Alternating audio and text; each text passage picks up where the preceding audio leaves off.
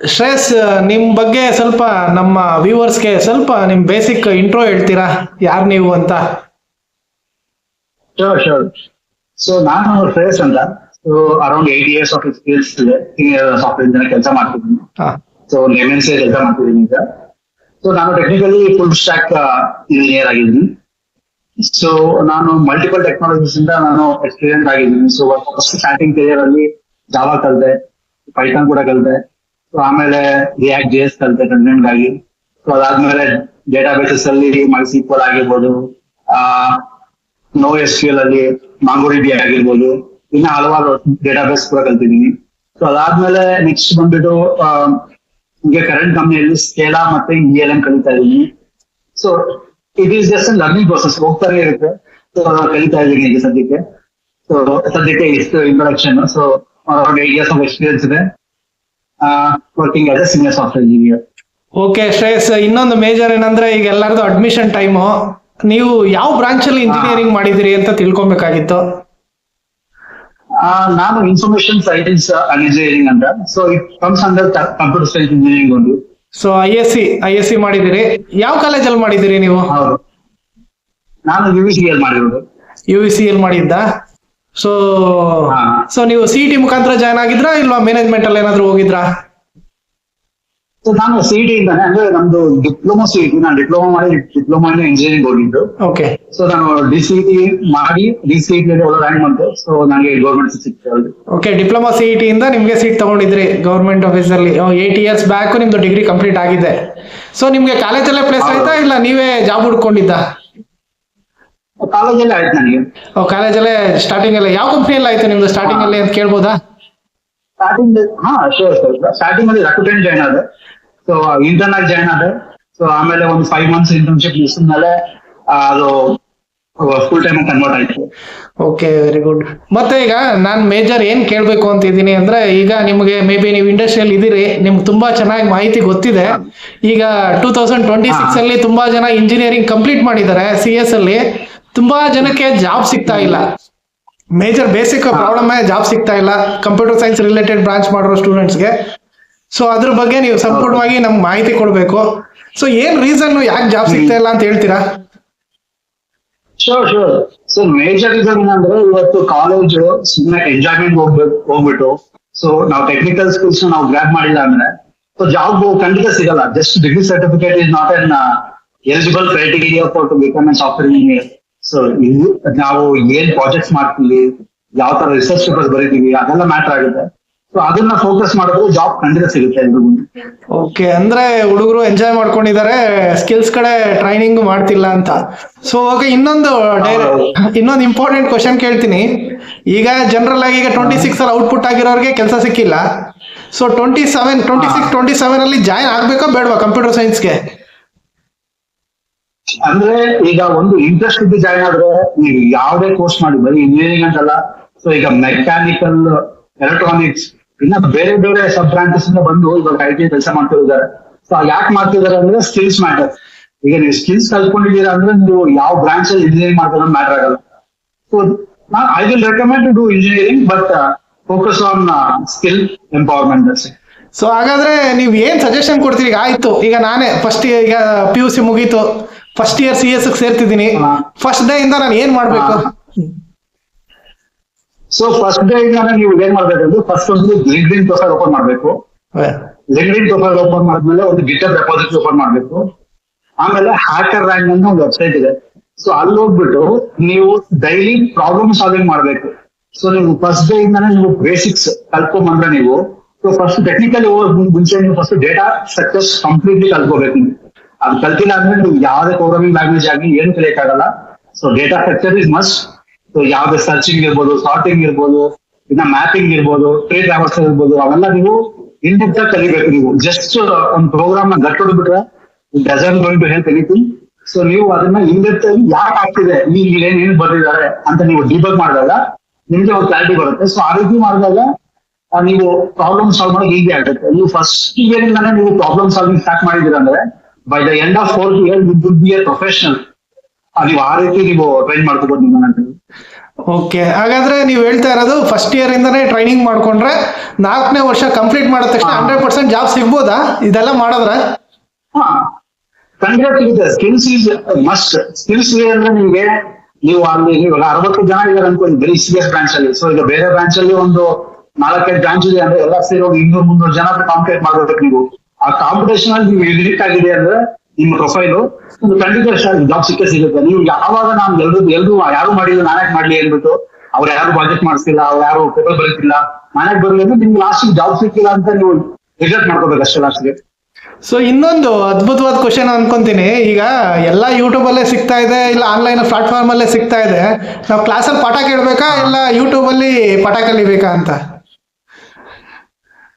Academics ಅನ್ನೋದು separate part. ಯಾಕಂದ್ರೆ academics is best. ಯಾಕಂದ್ರೆ ನಾವು ಕಾಲೇಜ್ ಕಂಪ್ನಿ ಬರ್ತಿದೆ ಅಂದ್ರೆ ಅವ್ರ ಕಾಲೇಜ್ಗೆ ಅವ್ರು ಕಟ್ ಆಫ್ ಇರ್ತಾರೆ 75% ಅಬೋವ್ ಅವ್ರಿಗೆ. ಇನ್ನ ದೊಡ್ಡ ದೊಡ್ಡ ಕಂಪ್ನಿ 85% ಕಟ್ ಆಫ್ ಇರ್ತಾರೆ. ಸೊ ಆ ಕಟ್ ಆಫ್ ಮ್ಯಾಚ್ ಮಾಡೋದಕ್ಕೋಸ್ಕರ ಎಂಟಿಟಿ ಬೇಕು ಅಷ್ಟೇ ನೀವು. ಸೊ ನೀವು ಎಜುಕೇಶನಲ್ ಏನಿದೆ ಅದನ್ನು ಕಲಿಬೇಕು, ಅದನ್ನ ಬಿಟ್ಟು ಪ್ರೊಫೆಷನಲ್ ಆಗಿ ಏನ್ ಬೇಕು ಅದನ್ನು ಕಲಿಬೇಕಾಗುತ್ತೆ. ಸೊ ಈಗ ನಾನು ಕಟ್ ಆಫ್ ರ್ಯಾಂಕ್ ಇಲ್ಲ ಅಂದ್ರೆ ನನಗೆ ದೊಡ್ಡ ಕಂಪ್ನಿ ಬಂದಾಗ ಅವ್ರು 75-80 ಕಟ್ ಆಫ್ ಇಟ್ಬಿಟ್ಟಾಗ ಅಲ್ಲೇ ಹೊರಟೋಗುತ್ತೆ ಆಪರ್ಚುನಿಟಿ ನಿಮ್ಗೆ. ಸೊ ಅದಕ್ಕೋಸ್ಕರ ಅಕಾಡೆಮಿಕ್ಸ್ ಮುಖ್ಯನೇ, ಬಟ್ ಅಡಿಷನಲ್ ಸ್ಕಿಲ್ಸ್ ಮುಖ್ಯನೇ. ಸೊ ಹಾಗಾದ್ರೆ ನೀವು ಹೇಳ್ತಾ ಇರೋದು ಸಿಲೆಬಸ್ ಅಷ್ಟೇ ಸಾಲಲ್ಲ, ಜೊತೆಗೆ ಸ್ಕಿಲ್ನು ಇಂಪ್ರೂವ್ ಮಾಡ್ಕೋಬೇಕು ಅಂತ. ಹೌದೌದು. ಓಕೆ, ಹಾಗಾದ್ರೆ ಇನ್ನೊಂದು, ಈಗ ನಾನು ಅವರೇಜ್ ಸ್ಟೂಡೆಂಟು, ಈಗ ನನಗೆ ಒಂದು 60% ಇಲ್ಲ 6-7 CGP ಬರ್ತಾ ಇದೆ, ನಾನು ಸ್ಕಿಲ್ ಕಲ್ತ್ರೆ ನನಗೆ ಜಾಬ್ ಸಿಗುತ್ತಾ? ಸೊ ಈಗ ಹೇಳಿದ್ರೆ ಈಗ ಕಾಲೇಜಲ್ಲೇ ಪ್ಲೇಸ್ ಆಗ್ಬೇಕು ಅಂದ್ರೆ so you must have CGPA is must. Percentage ಇರ್ಬೋದು, ಅದು ಬೇಕೇ ಬೇಕಾಗುತ್ತೆ. ಯಾಕಂದ್ರೆ most of the companies cut off ಇರ್ತಾರೆ. ಈಗ ದೊಡ್ಡ ದೊಡ್ಡ ಮಾಸ್ ಹೈರಿಂಗ್ ಬರ್ತದೆ, ಇನ್ಫೋಸಿಸ್ ಆಗ್ಬೋದು, TCS ಆಗ್ಬೋದು, ಅವರು 60-65% ಸಿಗ್ತಾರೆ ಕಟ್ ಆಫ್. ಸೊ ಅಲ್ಲಿ ನೀವು ಎಂಟ್ರಿ ಆಗ್ಬೋದು. ಬಟ್ ಏನಂದ್ರೆ ನೀವು ದೊಡ್ಡ ದೊಡ್ಡ ಕಂಪನಿಗಳು ಅಡೋಬ್, ಮೈಕ್ರೋಸಾಫ್ಟ್ ಇಂತ ದೊಡ್ಡ ದೊಡ್ಡ ಕಂಪನಿಗಳು ಬಂದಾಗ ನೀವು ಕಟ್ ಆಫ್ ರೇಟ್ ಒಂದು 80-85 ಕೊಡ್ತಾರೆ. ಸೊ ನೀವು ಫಸ್ಟ್ ಲೆವೆಲ್ ಸೆಲೆಕ್ಟ್ ಆಗಬಾರ್ದು ಅಂದ್ರೆ ನೀವು ಫಸ್ಟ್ ಪರ್ಸೆಂಟೇಜ್ ಕೂಡ ಮ್ಯಾಟರ್ ಆಗುತ್ತೆ. ಓಕೆ, ನನಗೆ ಕಂಪ್ಯೂಟರ್ ಸೈನ್ಸ್ ಬಗ್ಗೆ ಅಷ್ಟೊಂದು ಐಡಿಯಾ ಇಲ್ಲ, ಆದ್ರೂ ಒಂದು ಕ್ವಶನ್ ಕೇಳ್ತೀನಿ. ಈಗ ಎಲ್ಲ ಮುಂಚೆ ಎಲ್ಲ ಅಂದ್ರೆ ಕೋಡಿಂಗ್ ಮಾಡಿ ಸಿ ಕಲೀಲಿ, ಲ್ಯಾಂಗ್ವೇಜಸ್ ಕಲೀರಿ ಅಂತ ಹೇಳ್ತಿದ್ರು. ಬಟ್ ಈಗಿರೋ ಟ್ರೆಂಡ್ ಪ್ರಕಾರ AML ಬೂಮ್ ಆದಾಗಿಂದ ಆ ಕೋಡಿಂಗ್ ಎಲ್ಲ AML ಮಾಡ್ತಿದೆ. ಸೊ ನೀವು ಕೋಡಿಂಗು ಲ್ಯಾಂಗ್ವೇಜ್ ಕಲ್ತಿದ್ರೆ ನಿಮ್ಗೆ ಯೂಸ್ ಇಲ್ಲ ಅಂತಿದ್ದಾರೆ. ನಿಜಾನ ಇಲ್ಲ ಸುಳ್ಳ, ಇದು ಮಿತ್ತ ಏನು? ಅದು ಕಂಪ್ಲೀಟ್ ಮಿತ್. ಯಾಕಂದ್ರೆ ನೀವು ಕೋಡಿಂಗ್ ಲ್ಯಾಂಗ್ವೇಜ್ ಕಲಿಲೇಬೇಕು.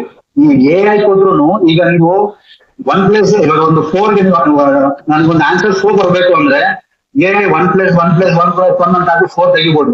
ಬಟ್ ನಮ್ಗೆ ಬೇಕಾದ್ರೆ 2+2=4 ಮಾಡ್ಬೇಕು. ಸೊ ನಿಮ್ಗೆ ಲಾಜಿಕ್ ಗೊತ್ತಿದ್ರೆ ನೀವು AI ವೆರಿಫೈ ಮಾಡ್ಬೋದು ನೀವು. ಸೊ ಆವಾಗ ನಿಮ್ಗೆ ಕೆಲಸ ಈಸಿ ಆಗುತ್ತೆ. ನೀವು ಅದಕ್ಕೆ ಹೇಳೋ ಟೈಮಲ್ಲಿ ನೀವು ಮಾಡ್ಬೋದು. ಸೊ ಅದಕ್ಕೆ ಸ್ಕಿಲ್ ಕೂಡ ಕಲ್ತ್ಕೋಬೇಕಾಗುತ್ತೆ. ಸೊ ನಿಮಗ್ ಫಸ್ಟ್ ಗೊತ್ತಿದ್ರೆ ಮಾತ್ರ ಏನು ಯೂಸ್ ಮಾಡಕ್ಕಾಗುತ್ತೆ ಅಂತ ಹೇಳ್ತಿದ್ದೀರಿ? ಹೌದೌದು. ಆಯ್ತು, ಈಗ ಕೋರ್ CS ಅಥವಾ ಇನ್ಫಾರ್ಮೇಶನ್ ಸೈನ್ಸ್ ಸೇರೋದು ಬೆಸ್ಟಾ, ಇಲ್ಲ ಈಗ ಹೊಸದಾಗಿ ಟ್ರೆಂಡಿಂಗ್ ಬ್ರಾಂಚ್ AML ಸೇರೋದು ಬೆಸ್ಟಾ ನಿಮ್ ಪ್ರಕಾರ? ನೀವು ಡಿಗ್ರಿ ಬೆಸ್ಟ್. ಡಿಗ್ರಿ ನೀವು ಎಂಟ್ರಿ ಬೇಕಾದ್ರೆ ನೀವು ಕಂಪ್ಯೂಟರ್ ಸೈನ್ಸ್ ಅಂದ್ರೆ ಅದು ಯಾವುದೇ ಡಿಗ್ರಿ ಮಾಡ್ಕೊಂಡ್ರು ನಿಮ್ಗೆ ಎಂಟ್ರಿ ಟಿಕೆಟ್ ಸಿಗುತ್ತೆ ಇಂಗ್ಲಿಷ್ಗೆ. ಸೊ ನೀವು ಯಾವುದೇ ಮಾಡೋದು, ನೀವು ಅಟ್ಲೀಸ್ಟ್ AI ಮೇಲೆ ಕಂಪ್ಯೂಟರ್ ಹೋಗ್ತೀನಿ ಅಂದ್ರೆ ನೀವು ಡೈರೆಕ್ಟ್ ಆಗಿ AI ಮತ್ತೆ ಮಿಷಿನ್ ಲರ್ನಿಂಗ್ ತಗೊಂಡ್ರೆ ತುಂಬಾ ಒಳ್ಳೇದು. ಯಾಕಂದ್ರೆ ಸ್ವಲ್ಪ ಕಾನ್ಸೆಪ್ಟ್ ಭಾಳ ಇರುತ್ತೆ ಸಿಲೆಬಸ್ ಅಲ್ಲಿ. I don't say everything is covered in that, but some concept will be that will help them. So ಅದಾದ್ಮೇಲೆ ಈಗ ನೀವು ಓನ್ ಆಗಿ ಇವಾಗ AI/ML ಪ್ರಾಡಕ್ಟ್ ಹೋಗ್ತೀರಾ ಅಂದ್ರೆ, ಸೊ ಈಗ ಟ್ರೆಂಡಿಂಗ್ ಅಲ್ಲಿ AI ಏನಿದೆ ಸೊ ಅದನ್ನ ರಿಸರ್ಚ್ ಮಾಡ್ಬೇಕು. Prompt engineering is must. Prompt engineering ಬಗ್ಗೆ ಸ್ವಲ್ಪ ಫೋಕಸ್ ಮಾಡ್ಬೇಕಾಗುತ್ತೆ. ಸೊ ಅದನ್ನ ಕಲ್ತ್ಕೊಂಡ್ರೆ ತುಂಬಾ ಹೆಲ್ಪ್ ಆಗುತ್ತೆ. ಓಕೆ, ಈಗ ತುಂಬಾ ಜನ ಇಂಟರ್ನ್ಶಿಪ್ ತಗೊಂಡಿದ್ದಾರೆ. ನಾನು IT ರಿಲೇಟೆಡ್ ಬ್ರಾಂಚಸ್ ಸ್ಟೂಡೆಂಟ್ ಬಗ್ಗೆನೇ ಮಾತಾಡ್ತಾ ಇದ್ದೀನಿ. ಕಂಪ್ಯೂಟರ್ ಸೈನ್ಸ್ ಅಂದ್ರೆ AML ಎಲ್ಲ including IT related branches students internship ತಗೊಂಡಿದ್ದಾರೆ. ಆ ಇಂಟರ್ನ್ಶಿಪ್ ಯಾವ ತರ ಇದೆ ಅಂದ್ರೆ, ಯಾವ್ದೋ ಒಂದು ಇನ್ಸ್ಟಿಟ್ಯೂಷನಲ್ ಇದೆ, ಇನ್ಸ್ಟಿಟ್ಯೂಷನಲ್ ಹೋಗಿ ಯಾವ್ದೋ ಒಂದು ಸ್ಕಿಲ್ಸ್ ಕಲ್ಸಿರ್ತಾರೆ. ಈಗ ಇಂಟರ್ನ್ಶಿಪ್ ಮುಗೀತು, ಟ್ರೈನಿಂಗು ಮುಗೀತು, ಕೋರ್ಸು ಕಲ್ತ್ರು, ಜಾಬ್ ಸಿಗ್ತಾ ಇಲ್ಲ, ಏನ್ ಮಾಡೋದೀಗ? ಸೊ ಈಗ ಮೋಸ್ಟ್ ಆಫ್ ದ ಟೈಮ್ ಇವಾಗ ಇನ್ಸ್ಟಿಟ್ಯೂಷನ್ ಇದೆ, so it's just business actually. So ಅವರು ನಮ್ಗೆ ಸ್ಕಿಲ್ಸ್ ಗೊತ್ತಿಲ್ಲ, ಬಟ್ ಅವ್ರದ್ದು ಪ್ರಾಫಿಟ್ ಆಗೇ ಆಗ್ತಾರೆ. ಸೊ ಈಗ ಪ್ರಾಫಿಟಬಲ್ ಆಗಿ ನಡೀತದೆ ಕೆಲವೊಂದು ಇನ್ಸ್ಟಿಟ್ಯೂಷನ್ಸ್. ಬಿಟ್ರೆ ನಿಮ್ಗೆ ಕೋರ್ಸ್ ಸ್ಕಿಲ್ಸ್ ಕಲಿಸಬೇಕು ಅಂತ ಯಾರು ಗೊತ್ತಿಲ್ಲ. ಯಾಕಂದ್ರೆ ಅವ್ರು ಕೂಡ ಕಂಪ್ನೀಸ್ ನ ಕರೆಸಿ ನಿಮ್ಗೆ ಇಂಟರ್ವ್ಯೂ ಮಾಡ್ಸಕ್ಕಾಗಲ್ಲ. ಸೊ ನಿಮ್ಗೆ ಇಂಟರ್ವ್ಯೂ ಮಾಡ್ಬೇಕಂದ್ರೆ ಫಸ್ಟ್ ಆಫ್ ಆಲ್ ನಿಮ್ಗೆ ರಿಸ್ಯೂಮ್ ಕರೆಕ್ಟ್ ಆಗಿರ್ಬೇಕು.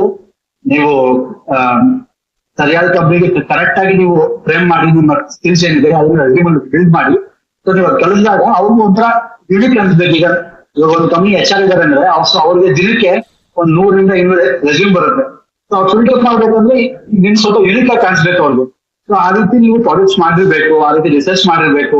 ಇಲ್ಲ ನೀವು ಪ್ರಾಜೆಕ್ಟ್ ಅಲ್ಲಿ ಇಂಪ್ಲಿಮೆಂಟ್ ಮಾಡುವಂತ ಒಂದು ಮೆಥಡ್ಸ್ ಏನಿದೆ, ಒಂಥರ ಯೂನಿಕ್ ಮೆಥಡ್ಸ್ ಆಗಿರ್ಬೋದು, ಫಾರ್ಮುಲಾಸ್ ಆಗಿರ್ಬೋದು, ಅದನ್ನ ನೀವು ಮೆನ್ಷನ್ ಮಾಡಿ ಎಲಾಬ್ರೇಟ್ ಮಾಡಿದಾಗ HR ಒಂದು ಅಟ್ರಾಕ್ಷನ್ ಆಗ್ತೀರಾ. ಸೊ ಆವಾಗ ಹೈರಿಂಗ್ ಅನ್ನೋದು ಆಗ್ತಾ ಇರುತ್ತೆ. ಸೊ ಅಲ್ಲ, ಈಗ ನಾವು ಒಂದು ಟ್ರೈನಿಂಗ್ ಇನ್ಸ್ಟಿಟ್ಯೂಟ್ ಸೇರೋದೇ ಯಾವ್ದೋ ಒಂದು ಸ್ಕಿಲ್ ಕಲಿಬೇಕು ಅಂತ. ಈಗ ಆ ಸ್ಕಿಲ್ಲು ಕಲ್ತಿರ್ತೀವಿ, ಜಾಬು ಸಿಗ್ತಿಲ್ಲ ಅಂದ್ರೆ ಪಾಪ ಅವ್ರ ಹುಡುಗರ ಕತೆ ಕಷ್ಟ ಅಲ್ವಾ? ಈಗ ಏನ್ ಮಿಸ್ಸಿಂಗ್ ಇದೆ ಅಂತ ಮೇಜರ್ ಈಗ ಮಿಸ್ಸಿಂಗ್ ಅಲ್ವಾ ಈಗ skill? ಹಾ. ಸೊ ಈಗ ಪ್ರಾಬ್ಲಮ್ ಏನಂದ್ರೆ, ಈಗ ಕಾಲೇಜಲ್ಲಿ ಕಲಿಸೋದು ವರ್ಷನ್ 0 ಆಫ್ ಸ್ಕಿಲ್ಸ್. ಈಗ ನೀವು ಇನ್ಸ್ಟಿಟ್ಯೂಟ್ ಕಲಿಯೋದು ವರ್ಷನ್ 0.1. ನೀವು ವರ್ಷನ್ 10 ವರ್ಗೂ ಹೋಗ್ಬೇಕು. ಸೊ ಅಲ್ಲಿ ಹೋಗ್ಬೇಕಾದ್ರೆ ನೀವು ಓನ್ ಆಗಿ ನೀವೇ ಪ್ರಾಬ್ಲಮ್ ಸಾಲ್ವ್ ಮಾಡಿ out of the box think ಮಾಡೋ ಕೇಪಬಿಲಿಟಿ ಇದ್ರೆ ಮಾತ್ರ ನಿಮ್ಗೆ ಜಾಬ್ ಸಿಗೋದು ಖಂಡಿತ ಆಗುತ್ತೆ.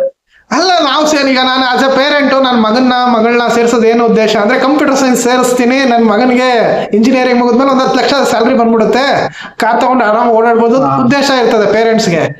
ಸೊ ಈಗ ನೀವ್ ಹೇಳ್ದಂಗೆ ಮಾಡಕ್ ಹೋದ್ರೆ ನಾವು ಕಾಲೇಜ್ಗೆ ಯಾಕೆ ಸೇರ್ಬೇಕು? ಇಷ್ಟೆಲ್ಲ ಮಾಡಿ ಕಾಲೇಜಲ್ಲಿ ಬೆನಿಫಿಟೇ ಇಲ್ಲ ಅಂತಿದ್ದೀರಲ್ಲ. ಇಲ್ಲ, ಕಾಲೇಜ್ ಬೆನಿಫಿಟ್ ಇದೆ. ಯಾಕಂದ್ರೆ ಡಿಗ್ರಿ ಇಲ್ಲ ಅಂದ್ರೆ ನೀವು ಯಾರು ಕೇಳ್ಕೊಂಡು ಮಾಡಲ್ಲ. ಯಾಕಂದ್ರೆ degree is entry point. Degree ಜೊತೆಗೆ ನೀವು ಸ್ಕಿಲ್ ಇಂಪ್ರೂವ್ ಮಾಡ್ಕೊಳೋದಕ್ಕೆ ನಿಮ್ಮೊಂದು ರೋಡ್ ಮ್ಯಾಪ್ ಮಾಡ್ಬೋದು. Day first of the college ನೀವೊಂದು ರೋಡ್ ಮ್ಯಾಪ್ ಹಾಕೋಬೇಕು. 4 years ಆದ್ಮೇಲೆ ನಾನು ಯಾವ ಸ್ಪೆಸಿಫಿಕ್ ರೋಲ್ ಹೋಗ್ತೀನಿ. ನಾನು ಇವಾಗ ನೀವು ಸಾಫ್ಟ್ವೇರ್ ಇಂಜಿನಿಯರ್ ಬರ್ತೀನಿ ಅಂದ್ರೆ, so it's not just software engineer, ಇದರಲ್ಲಿ ಹಲವಾರು ಡಿಫ್ರೆಂಟ್ ರೋಲ್ಸ್ ಇದೆ. ಸೊ QA ಅನಲಿಸ್ಟ್ ಆಗಿರ್ಬೋದು, ಪ್ರಾಂಪ್ಟ್ ಇಂಜಿನಿಯರ್ ಆಗಿರ್ಬೋದು, ಡೆವಾಪ್ಸ್ ಆಗಿರ್ಬೋದು, ಇನ್ನ full stack engineer, back end engineer, front end engineer, ಎಷ್ಟೊಂದು ರೋಲ್ಸ್ ಇದೆ. ಸೊ ನೀವು ಒಂದು 4 ರೋಲ್ಸ್ ಫಿಕ್ಸ್ ಮಾಡ್ಕೊಂಡು ಆ ರೋಲ್ಸ್ ಬೇಕಾಗಿರುವಂತಹ ಸ್ಕಿಲ್ಸ್ ನ ನೀವು ಡೇ 1 ಇಂದ ಕಲಿಯಕ್ ಸ್ಟಾರ್ಟ್ ಮಾಡಿದ್ರೆ ನೀವು ಆ ಎಂಡ್ ಆಫ್ ದ ಡೇ ನೀವು ಅಲ್ಲಿ ಪ್ರೊಫೆಷನಲ್ ಆಗಿರ್ತೀರ. ಸೊ ಆ ರೀತಿ ನೀವು ಫೋಕಸ್ ಮಾಡ್ಕೊಂಡು ಪ್ಲಾನ್ ಅಲ್ಲಿ ಇಟ್ಕೊಂಡ್ರೆ, ಸೊ ಇಂಜಿನಿಯರಿಂಗ್ ಇಸ್ ಮಸ್ಟ್. ಯಾಕಂದ್ರೆ ಇಂಜಿನಿಯರಿಂಗ್ ಇಂದ ಮಾಡ್ಕೊಂಡ್ರೆ ಆಗಲ್ಲ. ಸೊ ಚಾನ್ಸಸ್ ಕಮ್ಮಿ, ಬಟ್ ಕೆಲವರು ಆಗಿದ್ದಾರೆ 10th ಮಾಡಿದ್ರು ಕೂಡ ಗೂಗಲ್ ಬೇಸ್ ಆಗಿದ್ದಾರೆ. ಸೊ ಅದು ಚಾನ್ಸಸ್ ಇದೆ. ಬಟ್ ಏನಂದ್ರೆ ಆ ಲೆವೆಲ್ ಸ್ಕಿಲ್ ಕಲಿಯೋದು ನೀವು ಇಲ್ಲಿಂದ ಈಸಿಯಾಗಿ ಕಲ್ತ್ಕೊಂಡು ಹೋಗ್ಬೋದು ನೀವು on the career path. Okay. ಆಮೇಲೆ ಇನ್ನೊಂದು, ಈಗ ಯಾರನ್ನೇ ತುಂಬಾ ಫೇಮಸ್ ಪರ್ಸನ್ಸ್ ನ ಕೇಳಿದ್ರೆ, ಎಷ್ಟಪ್ಪ ನಿಂದು IT ಪ್ಯಾಕೇಜ್ ಅಂದ್ರೆ 30 ಲಕ್ಷ 50 ಲಕ್ಷ 1 ಕೋಟಿ ರೂಪಾಯಿ ಪ್ಯಾಕೇಜ್ ಅಂತ ಹೇಳ್ತಾರೆ.